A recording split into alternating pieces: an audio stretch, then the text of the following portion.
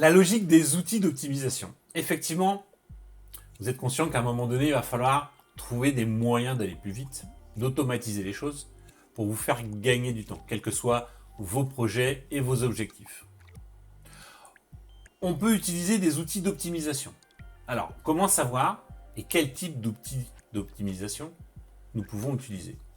Comment savoir si j'ai besoin d'outils d'optimisation? Je pense qu'il y a deux règles fondamentales.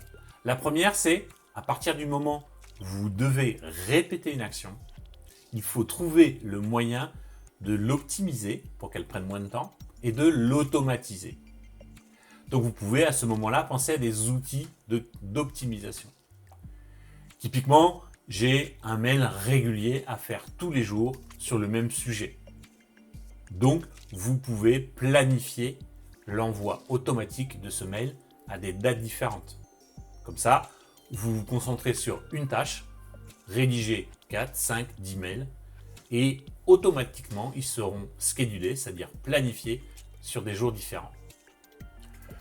Il y a d'autres outils d'optimisation.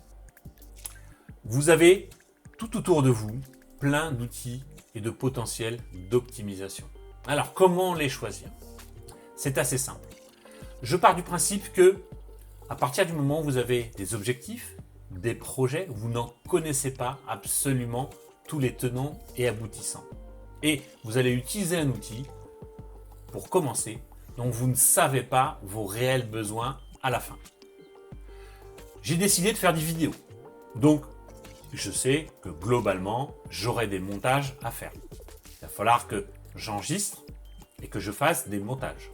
Maintenant, je vais avoir besoin de quoi? De quelles options dans mon logiciel de montage? De quoi je vais avoir besoin dans 6 mois, dans 1 an, dans 2 ans, dans 10 ans?